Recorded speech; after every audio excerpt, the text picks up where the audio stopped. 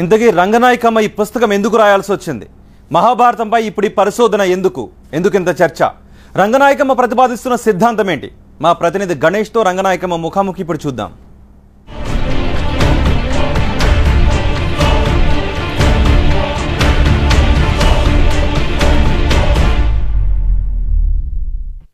రంగనాయకమ్మ గారి కోసం ప్రత్యేకంగా పరిచయం చేయాల్సిన అవసరం లేదు. రామాయణ కల్పవృక్షం అని అంతా నమ్ముతున్న రోజుల్లో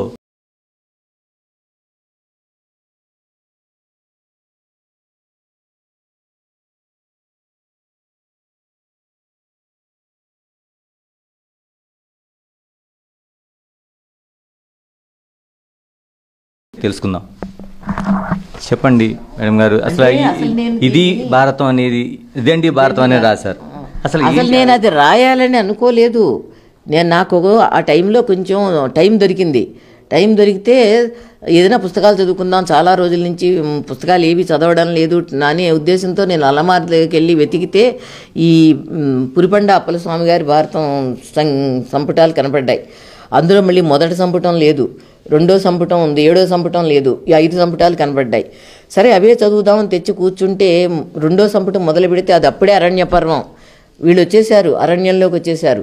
ఎందుకు వచ్చేసారు వీళ్ళు అరణ్యంలోకి? అయ్యో మొదటి సంపుటం చదవకపోతే ఎలాగా అని చెప్పి ఫ్రెండ్స్కి వాళ్ళకి ఫోన్లు చేస్తే ఒక ఆయన పాపం ఒక యూనివర్సిటీ నుంచి ఒక పుస్తకం పంపించేశాడు వెంటనే. అది పట్టుకుంటే మొదటి సంపుటం అది. ఈ లోపల మేము కవిత్రయం పుస్తకాలు సంపాదించాం. ఇంతలో నెట్లో చూసుకుంటే గంగూలీ అనువాదాలు దొరికాయి, ఇంగ్లీష్ అనువాదాలు. ఇవన్నీ చాలా స్పీడ్గా తెచ్చేసాం. నేను చదివించుకుని నేను చూసి నాకు ఇష్టమైతే అప్పుడు అది నేను పెట్టేదాన్ని, ఫుట్ నోట్గా పెట్టేదాన్ని, లేకపోతే ఆ విషయాలు కూడా తీసుకునేదాన్ని.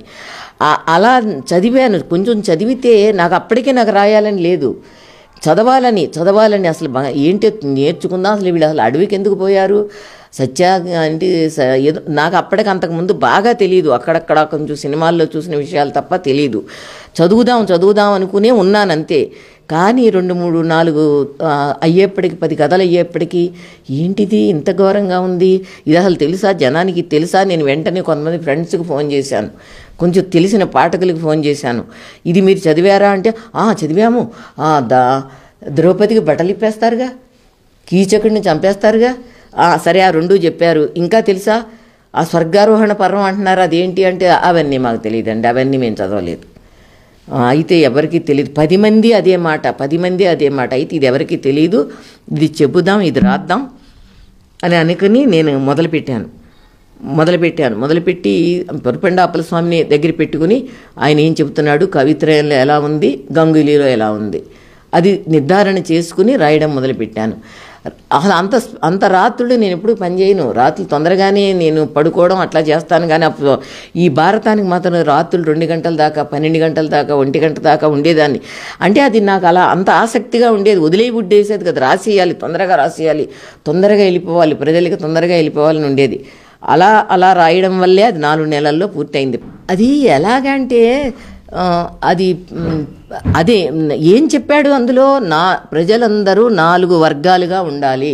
కొందరు బ్రాహ్మణులు, కొందరు క్షత్రియులు, కొందరు వైశ్యులు, కొందరు శూద్రులు. బ్రాహ్మణుల పని ఏంటంటే వాళ్ళకి పని లేదు, వాళ్ళకి ఏ పని లేదు, వాళ్ళకి దానాలు తీసుకోవడం అని చెప్పాడు అంతే. మహాభారతంలో అదే చెప్పాడు, దానాలు తీసుకుంటారు, వాళ్ళకి దానాలు ఇవ్వండి, వాళ్ళకి దానాలు ఇస్తేనే మీకు పునర్జన్మలు ఉండవు, మీకు పుణ్యం వస్తుంది. బ్రాహ్మణులకి ఆ పని చెప్పి దానాలు తీసుకునే పని చెప్పాడు. రాజులు సరే రాజ్యాలు చేయడం, వైశ్యులకు మాత్రమే పశుపాలన, కొంచెం వ్యవసాయం చేయడం అని చెప్పాడు. అది వాళ్ళు చేయడం కాదు, మళ్ళీ పనివాళ్ళు ఈ శూద్రులే పనివాళ్ళు. శూద్రులు ఏం చేయాలంటే పై 3 వర్గాలకి సేవలు చేయాలి. ఇది ఈ 4 వర్గాలు ప్రజలు, మానవులందరూ, మానవ సమాజం అలా ఉండాలి. ఇదేమో ఒక మనుషులందరికీ మధ్య తేడా. ఇంకా మగాళ్ళకి ఆడాళ్ళకి తేడా ఏంటంటే ఆడవాళ్ళలో వేశ్యలు సగం, పతివ్రతలు సగం. ఈ పతివ్రతలందరూ భర్తలకు పూజలు చేసుకుంటూ ఉండాలి, వేశ్యలేమో పురుషులను ఆనంద పెడుతూ ఉండాలి. కానీ ఈ పతివ్రత ఆడవాళ్ళు కూడా నిజమైన పతివ్రతలు కారు. వీళ్ళు ఒక పరపురుషుణ్ణి చూశారంటే ఇక వాడికి ఈ భర్త మీద ఏ మాత్రం అతనికి ఎంత ఆస్తి ఉన్నా, అతనికి ఎంత అందం ఉన్నా, అతని ఎన్ని కోరికలు తీరుస్తున్నా అతని మీద మనసు ఉండదు. ఆ పరపురుషుడితో ఎప్పుడు పొందుతానా అనేదే ఉంటుంది ఆ స్త్రీకి అని విపరీతమైన ఆడవాళ్ళ గురించి అలా చెప్పారు. ఇక ఆడవాళ్ళు చచ్చిపోతే సతీసహగమనం, ఆడవాళ్ళ గురించి సతీసహగమనం చెప్పి మొత్తం భారతంలో చాతుర్వర్ణాలు 4. ఆడవాళ్ళు పతివ్రతలుగా ఉండాలి 1, ఆడవాళ్ళకి సతీగమనాలు 1, ఆ తర్వాత ఆడవాళ్ళని నమ్మొద్దు, వాళ్ళు ఎప్పుడూ పరపురుషుడితోటే ఇష్టపడతారు అనేది 1. తర్వాత ఇక ఈ పాండవులు ధర్మరాజు దగ్గర ఏ తప్పు లేదు, ద్రౌపది దగ్గర తప్పు ఉంది, ఆ మిగతా 4 అన్నదమ్ముల దగ్గర తప్పులు ఉన్నాయి. ధర్మరాజు దగ్గర ఏ తప్పు లేదు, అతను సజీవంగా స్వర్గానికి వెళ్ళాడు. వీళ్ళందరూ పడిపోయి చచ్చిపోయి వీళ్ళ ఆత్మలు స్వర్గానికి వెళ్ళాయి. వాడు మాత్రం అలా ఏ తప్పు చేయలేదు. జోదం తప్పు కాదు, భార్యల్ని జోదంలో పెట్టడం తప్పు కాదు, భార్యని తమ్ముళ్ళని పిల్లల్ని జోదంలో పెట్టడం తప్పు కాదు. శల్యుడికేమో అలా బోధించాడు. సరే అయితే నువ్వు నా మేనత్త కొడుకు, నువ్వు చెప్పినట్టే చేస్తాను. శల్యుడు అలాగే చెప్పాడు. అప్పుడు ఘోరమైన ద్రోహం చేశాడు కదా శల్యుడికి అలా చెప్పడం. ధర్మరాజు అనేవాడు ధర్మాత్ముడు కదా, ఆ శల్యుడికి అలా చెప్పాడు. అశ్వత్థామ చచ్చిపోలేదు, అశ్వత్థామ ఎక్కడో ఉన్నాడు, కానీ ఒక గుర్రం ఒక ఏనుగు చచ్చిపోయింది. నా కొడుకు చచ్చిపోయాడా ధర్మరాజు, నువ్వు చెప్పు, నీ మాట నేను నమ్ముతాను, అశ్వత్థామ చచ్చిపోయాడని అంటున్నారు, అది నిజమా అని అంటే అవును అది నిజమే, అశ్వత్థామ చచ్చిపోయాడు, కానీ ఏనుగు అని నెమ్మదిగా అన్నాడంట. నెమ్మదిగా వాళ్ళకి సిగ్గురాదా అని, అంటే ఈ కవి రాసే కవికి సిగ్గుండదు, ఈ పండితులకి సిగ్గుండదు. ఇదేంటి ధర్మరాజు అబద్ధం ఆడడం ఏంటి? మరి ఇన్ని అబద్ధపోని ఆడాడు, ఏదో అతని రాజ్యాన్ని వాళ్ళు తీసుకున్నారు కాబట్టి ఆడాడు. రాజ్యం వాళ్ళదే, పాండవులదే రాజ్యం. ఆ పాండవుల రాజ్యం ఆ కౌరవులు తీసేసుకున్నారు, ఇవ్వడం లేదు. చెప్పాలంటే అది కూడా వీళ్ళు ఎన్ని రాజ్యాలు తీసుకున్నారు ఈ పాండవులు. ఈ పాండవు రాజసూయంలో బోల్డ్ రాజ్యాలు వెళ్ళి పీడించేశారు. తర్వాత అశ్వమేధ యాగం ఉంటుంది కదా, అశ్వమేధ యాగంలో మొత్తం రాజ్యాలన్నింటినీ ధ్వంసం చేసేసారు. అసలు ఈ ధర్మరాజు ఏమంటాడు, రాజ్యపాలన కోసం నేను ఎన్ని హత్యలు చేయించాను, ఎంత తప్పు చేశాను, నేను ఎంత దుర్మార్గం చేశాను, నేను అడవుల్లోకి వెళ్ళిపోయి తపస్సు చేసుకుంటాను. అలా పశ్చాత్తాపడిపోయినట్టు మాట్లాడితే సింహాసనం దిగిపోతానంటాడు. ఆ సినిమా అందరూ బతిమాలుతారు, వద్దు వద్దు వద్దు నువ్వు దిగొద్దు అని అలా బతిమాలించుకున్నాక మళ్ళీ కూర్చుంటా ఉంటాడు. అలాంటి వాడు రాజసూయ యాగం, తర్వాత అలాంటి వాడు అశ్వమేధ యాగాలు చేసేసి ఇన్ని రాజ్యాలను ధ్వంసం చేసి ఎంతమంది సైనికులను. అక్కడ ఒకడంటాడు, నేను రాజుల్ని చంపలేదు, సైనికులనే చంపాను.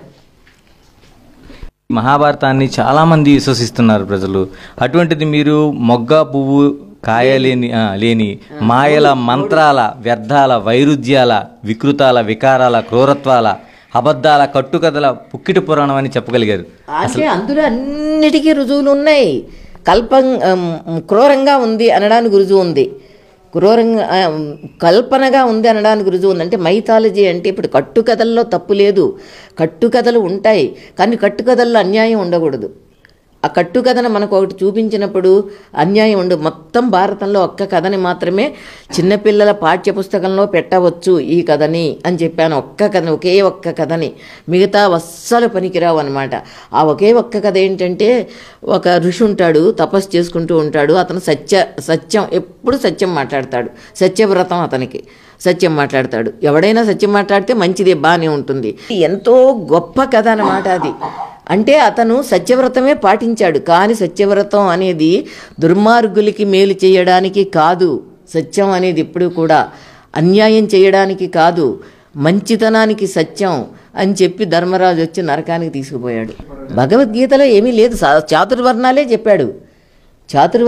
చెప్పాడు. ఆ నలుగురు 4 వర్ణాలుగా ఉండాలి అని. ఈ ఒక్కసారికి ఏంటంటే, నీ రాజ్యం వాళ్ళు తీసేసుకున్నారు కాబట్టి నువ్వు యుద్ధం చేయొచ్చు అని అలా చెప్పడు. అసలు వీళ్ళందరూ చచ్చిపోయి ఉన్నారు, వీళ్ళందరినీ నేను చంపేశాను, వీళ్ళ ఆత్మలు పైకి వెళ్ళిపోయినాయి, వీళ్ళేం బతికి ఉన్నవాళ్ళు కారు, నువ్వు ఊరికే చంపు. ఏంటో వాళ్ళ తర్కం ఏంటో, వాళ్ళ మాటలేంటో, వాళ్ళు అసలు ఆ కవి ఎలా రాస్తాడో, ఈ పండితులు ఎలా చెబుతారో, ఆ ప్రజలు ఎలా వింటారో. అంటే ఒక్కటి కూడా ఇప్పుడు ఇంతకాలం నుంచి విశ్వసిస్తున్నది ఒక్క కూడా మంచి ఉందంటారా ఒకటైనా? లేదండి, మంచి లేదు. ఎందుకంటే ఏం చెప్పారు అందులో ఏం చెప్పారు? చాతుర్వర్ణాలు చెప్పారు, మంచి కాదు. స్త్రీలనేమో ఈ స్త్రీల గురించి, స్త్రీలు పురుషులు ఉన్నప్పుడు స్త్రీలు బానిసలుగా బతికుండాలి, పతివ్రతలుగా బతికుండాలి. పాతివ్రత్యాన్ని వ్యతిరేకించడం అంటే వ్యభిచారం చేసుకుంటూ బతకాలని చెబుతున్నట్టు కాదు. కానీ పురుషుడికి బానిసగా ఉండాలి, పురుషుడికి లొంగి ఉండాలి, పురుషుడికి పాదసేవ చేసుకుంటూ ఉండాలి, నీకు రెండో వృత్తి లేదు, నీకు రెండే పని లేదు అని స్త్రీకి చెప్పడం తప్పు. స్త్రీలు పురుషులు అంటే పిల్లల కోసం, పిల్లల పునరుత్పత్తి జరగడానికి స్త్రీలు పురుషులు ఉంటారు ప్రకృతిలో. జంతువులు అలాగే ఉంటాయి, పిట్టలు అలాగే ఉంటాయి, మొక్కలు అలాగే ఉంటాయి, మనుషులు అలాగే ఉంటారు. అది అర్థం చేసుకోరు వీళ్ళు. పిల్లలు పుట్టడానికి స్త్రీ పురుషులు ఉంటారు. అలా అని చెప్పేసి ఎవరికంటే వాళ్ళకి పిల్లలు పుట్టవచ్చని కాదు. మళ్ళీ ఎన్నో తప్పులు ఉన్నాయి అందులో. కానీ మానవ సమాజం ఉందంటే మానవ సంబంధాలు ఎలా ఉండాలి? మానవ సంబంధాలు సమానంగా ఉండాలి, న్యాయంగా ఉండాలి. ఇప్పుడు జంతువులకి న్యాయం లేదు, జంతువుల్ని చెప్పలేము, పిట్టలకి చెప్పలేము, పువ్వులకి చెప్పలేము, మానవులకే అది ఉంటుంది. ఈ దోపిడీ అనేది ఒకటి రావడం వల్ల ఈ పెద్ద క్లాసు అంటే యజమానుల క్లాసు, శ్రామికుల క్లాసు, 2 క్లాసులు, 2 వర్గాలు తయారవ్వడం వల్ల ఇంకా యజమానులు వాళ్ళకి కావలసిన సాహిత్యం రాసుకున్నారు. మార్క్స్ చెప్పాక తెలిసింది వర్గాలను అంతకుముందు ఉంది. కానీ ఇది యజమాని వర్గం, ఇది శ్రామిక వర్గం, ఇది దోపిడీ చేస్తోంది, ఇదేమో దోపిడీకి గురి అవుతోంది అని ఎవరు చెప్పలేదు. తేడాలు చెప్పారు. ఈ ధనవంతులు పేదవాళ్ళు, ధనవంతులు పేదవాళ్ళు అలా చెప్పారు. కానీ వీళ్ళు దోపిడీ చేస్తున్నారు, వీళ్ళు నా దోపిడీకి గురి అవుతున్నారు అని మాత్రం చెప్పలేదు. మార్క్స్ వచ్చాక తెలిసింది అది.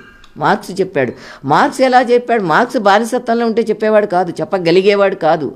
మార్క్స్ పెట్టుబడిదారీ విధానంలో ఉన్నాడు. అతని పనిలో నుంచి వస్తుంది. అప్పుడు అతని పిలువ అతనికే వెళ్తుంది. అతను ఆ సరుకుని అమ్ముకుంటే ఆ డబ్బు అతనికే వెళ్తుంది, అతనే తీసుకుంటాడు. కానీ శ్రామికుడు పనిచేస్తే అతనికి వెళ్ళదు, యజమానికి వెళ్తుంది. కొంత ఎక్స్ట్రా జీతం ఇవ్వగా మిగిలేదు యజమానికి వెళ్తుంది. ఇవన్నీ మార్క్స్ చెప్పాడు. మార్క్స్ చెప్పిన తర్వాతే అర్థమైంది. మార్క్స్ చెప్పిన తర్వాత చదివితేనే చదివిన జనాలకి అర్థమైంది. నాకు మార్క్స్ చెప్పింది కొంచెం చదివిన తర్వాతే ఈ రాజులందరూ ఇంతే, అయితే రామాయణం రాయొచ్చు మనం, అయితే మరి అప్పుడు భారతం రాయమని బోల్డ్ మంది అడిగారు. ఎందుకు? ఒక్క పుస్తకం రాస్తే చాలు, దీన్ని బట్టే మీరు ఖురాన్ని అర్థం చేసుకోండి, బైబిల్ని అర్థం చేసుకోండి, ఇంకా మిగతా వాటిని అర్థం చేసుకోండి. ఏది నమ్మద్దు, మతం అనే దాన్ని నమ్మక్కర్లేదు. దేవుడు ఎక్కడున్నాడు? దేవుడు ఎవరికన్నా కనపడ్డా? అలా వద్దు. అది ఎందుకు జరుగుతోందంటే ప్రజల్ని ద్రోహం చేయడానికి, ప్రజల్ని మోసం చేయడానికి, వాళ్ళని అజ్ఞానంలో ఉంచడానికి జరుగుతోంది. అలా చెప్పండి, అలా అర్థం చేసుకోండి మీరు అని నేను అప్పుడు అనేదాన్ని. నేను ఇప్పుడు కూడా రాయాలని మొదలు పెట్టలేదు కదా ఈ పుస్తకం. కొంచెం చదివేప్పటికీ నాకు సరే రాయాలి, అమ్మో ఇది రాయాలి, ఎవరికీ తెలిసింది కాదు ఇది అని అప్పుడు రాయడం మొదలు పెడితే అది చాలా స్పీడ్గా జరిగిపోయింది. చాలా క్లుప్తంగా రాయడం వల్ల స్పీడ్గా జరిగింది. విమర్శించామండి. దాంట్లో ఉన్న మోసం ఇది, దాంట్లో ఉన్న తప్పు ఇది, దాంట్లో చెప్పింది ఏమీ లేదు, ప్రజలకు కావలసింది ఏమీ లేదు, శ్రామిక ప్రజలకి ఆడవాళ్ళకి కావలసింది ఏమీ లేదు అని సరే అది అర్థం చేసుకోండి అని చెప్పాం. కొత్త అంటే దాన్ని అర్థం చేసుకోమనడమే. ఆ అర్థం చేసుకునే వాళ్ళు ఏమవుతారంటే ఆ భారతాన్ని గౌరవించకూడదు, ఆ రామాయణాన్ని గౌరవించకూడదు. మీ ఇష్టం, మీరు మీ ఇష్టం ఏదో ఒకటి చేసుకోండి, కానీ తెలుసుకోండి అంతే. తెలుసుకోండి, ఈ సమాజంలో ద్రోహం ఉంది, వర్గాలు ఉన్నాయి, యజమాని వర్గం ఉంది, అది ప్రజల్ని ద్రోహం చేస్తోంది. ఆ మాత్రం తెలుసుకోండి. మీరు దేవుడికి దండం పెట్టుకోండి, మీ ఇంట్లో ఏముంది దానికి. అసలు భూమి మీద ఎక్కడా దేవాలయం ఉండకూడదు, భూమిని పాడు చేయకూడదు, భూమిని మనుషులు జీవించడానికి గృహాలు, పూల తోటలు, పొలాలు, క్షేత్రాలు, స్కూళ్ళు, ఆసుపత్రులు ఇవి ఉండాలి. ఏంటి దేవాలయాలు ఎందుకు? మీరు దేవాలయాలు, మీకు దేవుడి మీద నమ్మకం ఉంటే ఇంట్లో పూజించుకోండి. కానీ పండితులకు స్వార్థం. ఏం స్వార్థం అంటే వాళ్ళకి డబ్బులు సంపాదన, అజ్ఞానం, వాళ్ళకి అగ్రహారాలు. మరి అగ్రహారాలు వచ్చినాయి కదా, రాజులు అగ్రహారాలు ఇచ్చారు కదా వాళ్ళకి, అగ్రహారాలు వచ్చినాయి. వాళ్ళేమో బ్రాహ్మణుల్లాగా ఉన్నాం మేము అంటున్నారు. అంటే అందరు బ్రాహ్మణులు అలా లేరు. మళ్ళీ ఒక్కొక్కళ్ళు ఎంత పేదలు, ఎంత నిర్మలంగా ఉన్నారు బ్రాహ్మణులు. చాలామంది స్నేహితులు, పాఠకులు ఉన్నారు. ఎంతో గొప్ప పాఠకులు ఉన్నారు. విమర్శలు అన్నారు, ఏంటి నెగిటివ్ అంటే మంచి పుస్తకాలు కావు అని చెప్పిన విమర్శలు వచ్చినాయా ఎప్పుడన్నా? రాలేదు. విమర్శలు అన్నారు, పాజిటివ్ విమర్శలు, అన్ని పాజిటివ్ వర్ణనలండి. వర్ణించుతారు, హరిదాసులు వస్తారు, పండితులు వస్తారు, పురోహితులు వస్తారు, ఇంకా అందులో లేనివన్నీ చెబుతారు, రామాయణంలో లేని గొప్పలన్నీ చెబుతారు. అసలు ఉన్న వాటినేమో ఎవరో కల్పించారు, అది తప్పు చేశారు, ఇది తప్పు చేశారు. కల్పించిన వాళ్ళు భక్తులే, కల్పించిన వాళ్ళు ఏం తప్పు చేయలేదు, వాళ్ళు ఇంకా ఎక్కువ మంచి విషయాలు కల్పించి చెప్పారు. అది వాళ్ళు కల్పించారంటారు, అది ఒరిజినల్లో లేదంటారు. ఒరిజినల్లో లేదు, మనం చదువుతున్నది మరి అదే కదా, ఒరిజినల్లో లేని దాన్నే కదా మనం చదువుతున్నాం. మీరందరూ గౌరవిస్తున్నదా ఒరిజినల్లో లేని దాన్నే గౌరవిస్తున్నారు. ఇది ఒరిజినల్లో లేదు తీసేయండి అని మీరు అన్నారా? పోనీ అవి తీయించేశారా? అదేం లేదు కదా, మనం అదే కదా చదువుతున్నాం అని అంటే దానికి మాట్లాడరు. అందుకని పాజిటివ్ పొగడ్తలే తప్ప విమర్శలు లేవండి. ఇదండి మహాభారతంలోన ఫస్ట్ ఎడిషన్ అంతా అమ్ముడుపోయి జనాలు చదువుతున్నారు, ఇప్పుడు రెండో ఎడిషన్ కూడా ఉంది. దీని ద్వారా మీరు ఏమి సందేశాన్ని ఇవ్వదలుచుకున్నారు? అసలు ప్రజలు నేర్చుకోవాలి. ప్రజలు ఈ సమాజం న్యాయంగా లేదు, ఈ సమాజంలో ఇప్పుడు మనం చూస్తున్నామే ధర్మాలు అవి న్యాయమైనవి కావు. ఏంటి మరి వాటిలో ఉన్నది ఏంటంటే దోపిడీ చేసేవాళ్ళు. దోపిడీ ఎవరు చేస్తారంటే భూస్వాములు, పెట్టుబడిదారులు, రాజులు, పెద్ద పెద్ద చెప్పాలంటే పెద్ద పెద్ద ప్రొఫెసర్లు లాంటి వాళ్ళు కూడా తెలుసుకోవాలి. అది అన్యాయము, ఇది అన్యాయమైన పుస్తకము. ప్రజల్ని మోసం చేయడానికి వచ్చిన మత గ్రంథాలు. ప్రతి మత గ్రంథము ఏది ఖురాను, బైబిలు కూడా ప్రజల్ని మోసం చేయడానికి పుట్టిన పుస్తకాలు. ఎందుకు మోసం చేస్తారు వాళ్ళు అంటే దోపిడీ ఉంది, బానిస సమాజం నుంచి దోపిడీ ఉంది. అప్పటి నుంచి గ్రంథాలు ప్రారంభమైనవి. ప్రజల్ని నమ్మించాలి, దేవుడున్నాడు, స్వర్గం ఉంది, నరకం ఉంది, పుణ్యం ఉంది, పాపం ఉంది. అంటే పుణ్యం పాపం కాదు, తప్పు మంచి ఉంది, చెడ్డ మంచి ఉంది అని నేర్పాలి. కానీ పుణ్యం పాపం ఉంది అంటే ఇక పుణ్యానికి ఏంటి, దేవుణ్ణి ప్రార్థించడం పుణ్యం, దేవుణ్ణి వ్యతిరేకించడం పాపం, అలా నేర్పుతారు. అలా కాదు, మంచితనం ఉంది, చెడ్డతనం ఉంది ప్రపంచంలో. మంచి అంటే ఏంటి, చెడ్డ అంటే ఏంటి, దానికి కారణాలు చెప్పాలి. ఇవి నేర్చుకోవాలి, ప్రజలు నేర్చుకోవాలి. నేర్చుకుంటే ఏం చేస్తారు? నేర్చుకుంటేనేమో ముందు నాస్తికులుగా తయారవుతారు, తర్వాత దోపిడీని వ్యతిరేకిస్తారు, దోపిడీని తీసేస్తారు. ఇప్పుడు మనకి ఢిల్లీలో బీజేపీ పోయి ఆమ్ ఆద్మీ వచ్చిందంటే మాకు అందరికీ సంతోషమే. ఒక సంఘ సంస్కరణ జరిగింది, ఒక సంస్కరణ. అది వాళ్ళు రేపొద్దు నుంచి ప్రైవేట్ వాళ్ళని ఉంచుతారు, ప్రైవేట్ వర్గాలను ఉంచుతారు, దోపిడీదారులు ఉంచుతారు, అన్ని శ్రమ దోపిడీని ఉంచుతారు, అంతా చేస్తారు. కానీ ఒక సంస్కరణ, ఏదో కాసిన మంచినీళ్ళు ఇస్తారు, కాస్త కరెంట్ ఇస్తారు, ఏదో చేస్తారు, చేయనియ్యి. దానివల్ల ప్రజలకు కొంచెం డెవలప్ అవుతారు. కమ్యూనిస్ట్ పార్టీలు వాళ్ళు ఈ మాత్రం చేస్తే ఎప్పుడో వచ్చేవాళ్ళు. వాళ్ళు ఈ మాత్రం చేయరు. ఏంటి పొగాకు వ్యాపారాలు, ఇంకా ఏదో వ్యాపారాలు పెట్టుకుంటారు వాళ్ళు. కమ్యూనిస్ట్ అయి ఉండి నువ్వు వ్యాపారం చేయడం ఏంటి? కమ్యూనిస్ట్ అయి ఉండి నువ్వు అసలు నీకు భక్తి ఏంటి? నువ్వు కమ్యూనిస్ట్ అయి ఉండి నువ్వు అసలు దేవాలయాలకు వెళ్ళడం ఏంటి? ఏమీ పట్టించుకోరు.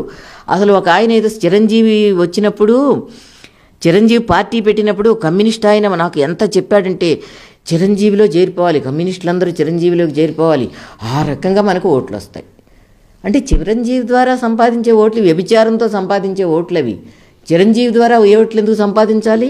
మీకు వేరే సంపాదించాలి అంటే అలా కాదండి, ఇప్పుడు మనం డల్ అయిపోయాం కదా అని చెబితే అలా ఊరుకోండి. నేను అప్పటి నుంచి మానేశాను అతనితో మాట్లాడినా. మీరు నాకు ఎప్పుడు ఫోన్ చేస్తే మీరు నాకు ఫోన్ చేయొద్దు, మీరు మాట్లాడదగ్గ మనిషి కాదు, మీరు నాకు ఫోన్ చేయొద్దు అంటే అతను నాకు కొన్ని సంవత్సరాల తర్వాత చేశాడు. 2-3 సంవత్సరాల తర్వాత నేను చచ్చిపోవడానికి సిద్ధంగా ఉన్నాను, నేను జబ్బుతో ఉన్నాను రంగనాయకమ్మ గారు అంటే, సరే మీరు జబ్బుతో ఉన్నాను అంటున్నారు కదా, సరే మాట్లాడతాను, చెప్పండి ఏమిటి మీ జబ్బు అంటే ఏదో చెప్పాడు ఆయన. నాకు హార్ట్ అటాక్ ఉంది, షుగర్ ఉంది. సరే వైద్యాలు చేయించుకుంది, మీరు డాక్టరే కదా, మీరు వైద్యాలు చేయించుకోండి, ఇంకంతకంటే చెప్పడానికి ఏముంది ఎవరికైనా. మీకు చిరంజీవి మత్తేమన్నా తగ్గిందా? అలా అని కాదు, నేను అప్పుడు అని ఇలా ఏదో చెప్పుకొచ్చాడు ఆయన. అంటే డాక్టర్లు అలా ఉండడం అండి, డాక్టర్లు అలా ఉండడం, ప్రొఫెసర్లు అలా ఉండడం, తర్వాత లెక్చరర్లు అలా ఉండడం. అసలు ఎవరంటే మరి కొంచెం నేర్చుకుంటారని ఇవి రాసింది. మరి ఈ చిత్రం ఉంది, ఇది అసలు ఈ 19వ శతాబ్దంలో తీసిన చిత్రం ఇది. అంటే ద్రౌపది పడిపోతే ధర్మరాజు భారతం అంటే వీళ్ళు ప్రస్థానం అంటే డిక్షనరీ చూసాం. ప్రస్థానం అంటే ఏంటో తెలియదు. ప్రయాణం అని ఉంది. మహాప్రయాణం ఎక్కడికి కథలో ఉండదు. ఆ 17వ పర్వం ఇది. మహాప్రస్థానం అయితే 17వ పర్వం. ఎక్కడికి వెళ్తున్నారు అంటే ఎక్కడికి వెళ్తున్నారో తెలియదు. వెళ్తున్నారంతే, నడిచి వెళ్ళిపోతారంటే రాజులు డ్రెస్ అంత బట్టలన్నీ తీసేసి నగలన్నీ తీసేసి ఋషుల్లాగా ఏవో డ్రెస్ పెట్టుకుని ఇంకా నడిచి వెళ్ళిపోతున్నారు. పడి వెళ్ళిపోతుంటే ఒకసారి ద్రౌపది పడిపోయింది ఒక చోట. చచ్చిపోయింది కూడా. వెంటనే భీముడు అడుగుతాడు, ఏంటి ద్రౌపది పడిపోయింది, మహాపతివ్రత పడిపోయింది అంటే ద్రౌపదిలో ఒక తప్పు ఉంది. అర్జునుడు అంటే వలపక్షం, అదేట ద్రౌపది తప్పట. 5 భర్తలు ఉన్నప్పుడు 5గురిలో సమానమైన డిగ్రీలతో ప్రేమ ఎలా ఉంటుంది, డిగ్రీలతో ఫీలింగ్స్ ఎలా ఉంటాయి మనుషుల మీద, డిగ్రీలతో ఎలా ఉంటుంది. వాళ్ళు ఏం బిడ్డలు గారు, భర్తలు. అందులో అతను పెద్ద విలుకాడు కాబట్టి అతనికి అమ్మాయి ఉంటే ఉండొచ్చు, అర్జునుడి మీద ఒక ఇష్టం ఉండొచ్చు. అసలు చెప్పాలంటే ద్రౌపదికి చాలా కోరిందల్లా తీర్చినవాడు భీముడు అసలు కథ ప్రకారం. పోనీ అర్జునుడి మీద ఉందని వీడికి అనుమానంగా ఉంది ధర్మరాజుకి. అసలు ధర్మరాజు ఆ ద్రౌపదిని పెళ్లి చేసుకోవడం పెద్ద అన్యాయం అండి. అతను చేసిన అన్యాయాల్లో అదొక అన్యాయం. అసలు ఇప్పుడు అర్జునుడు ద్రౌపది స్వయంవరానికి వెళ్ళాడు, అర్జునుడే వెళ్ళాడు ద్రౌపది స్వయంవరానికి. ఒకవేళ అందులో నెగ్గి ఉంటే ఆమె అతని భార్య అవుతుంది, అర్జునుడి భార్యే అవుతుంది, అర్జునుడే పెళ్లి చేసుకోవాలి. అలాంటప్పుడు వీళ్ళందరి భర్తలు ఎలా అవుతారు అంటే వాళ్ళ అమ్మగారేమో 5గురిని పంచుకోండి, మీరు 5గురు పంచుకోండి అని చెప్పిందని అంటే రోజు చెబుతుందా, రోజు తెచ్చుకున్న భిక్ష గురించి తల్లి చెబుతుందా, చెప్పదు. తర్వాత ఆ రోజున వీళ్ళందరూ కూడా ద్రౌపది స్వయంవరానికి వెళ్తున్నారు అని తెలుసు. కుంతికి తెలుసు, ఎక్కడికో వెళ్ళారు, డబ్బులు అంటే బియ్యం తీసుకొస్తారు, దానం తీసుకొస్తారని కాదు, ఆ రోజున ద్రౌపది స్వయంవరానికి వెళ్ళారు అని తెలుసు. ద్రౌపదిని తీసుకొస్తారని, ఒకవేళ నెగ్గితే తీసుకొస్తారని తెలుసు. అలాంటప్పుడు మరి తెలియక అమాయకంగా అది మీరు పంచుకోండి అని తల్లి అన్నదని, తల్లి అంటే అమ్మ నువ్వు చెబుతున్నావు బియ్యం అనుకుని చెప్పావు, అన్నం అనుకుని చెప్పావు, ఇప్పుడు తెచ్చింది అలాంటిది కాదు, అర్జునుడు నెగ్గాడు, ద్రౌపది వచ్చింది, అతను ద్రౌపది భార్య అవుతుంది, అర్జునుడి భార్య అవుతుంది అని చెప్పుకోవచ్చు కదా. వీడికి ధర్మరాజుకి కూడా ఉత్సాహంగా ఉందట, అందులో ఉంది, ఒరిజినల్లో ఉంది. ద్రౌపది తన భార్య అవ్వాలని ధర్మరాజుకి కూడా ఇష్టంగా ఉందట. ఇది ఈ మహాప్రస్థానంలో ద్రౌపది పడిపోతుంది, చూసి వెళ్ళిపోతాడు. తర్వాత మిగతా వాళ్ళు అసలు వెనక్కి తిప్పడు, మొహం వెనక్కి తిప్పడు. తర్వాత ఒక్కొక్కడు పడిపోతాడు, 4వ వాడు పడిపోతాడు. పడిపోతే ఎందుకు పడిపోయాడు అంటే వీడికి పెద్ద అందగాడినని గర్వం, అందుకు పడిపోయాడు. తర్వాత వాడు పడిపోతాడు, వీడికి ఇంకేదో అని గర్వం ఉంది, పుస్తకంలో ఉంది, అది పడిపోతాడు. తర్వాత అర్జునుడు పడిపోతే ఇతనికి పెద్ద విలుగాడినని గర్వం, అందుకని పడిపోయాడు. భీముడు పడిపోతూ వాడొక్కడే మరి నేనెందుకు పడిపోతున్నాను అని అడుగుతాడు.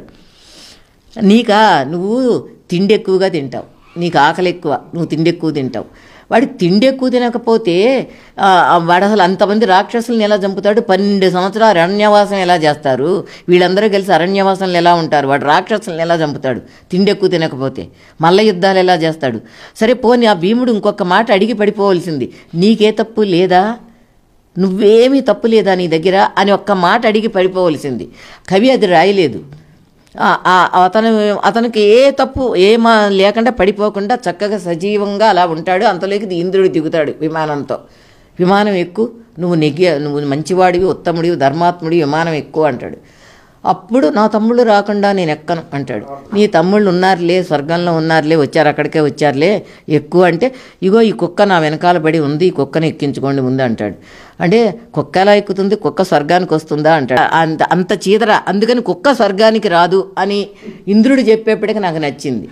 అప్పుడు ఆ కుక్క ఏమో యమధర్మరాజు కింద మారిపోయింది. ఆ యమధర్మరాజు ఏమో నేను నిన్ను పరీక్ష చేయడానికి మొదటి నుంచి ఇలా వస్తున్నాను, నువ్వు నెగ్గావు అని, ఇంకా తర్వాత స్వర్గారోహణ పర్వం అయింది, అక్కడ ఇంకో పరీక్ష పెట్టాడు, మొత్తం నువ్వు 3 పరీక్షల్లో నెగ్గావు అంటాడు. వాడికి 1వ క్లాస్ పరీక్ష పెడితే నెగ్గేవాడు కాదు ఆ ధర్మరాజు. 1వ క్లాసు పరీక్షలో ఒక వాక్యం రాయమంటే నెగ్గేవాడు కాదు, వాడికి పొట్టగొతే అక్షరముక్క లేదు. అంతమాను కథలు చెప్పించుకుని వింటాడు, అలా వింటాడు. జోదవాడడం తప్ప ఏం రాదండి ధర్మరాజుకి.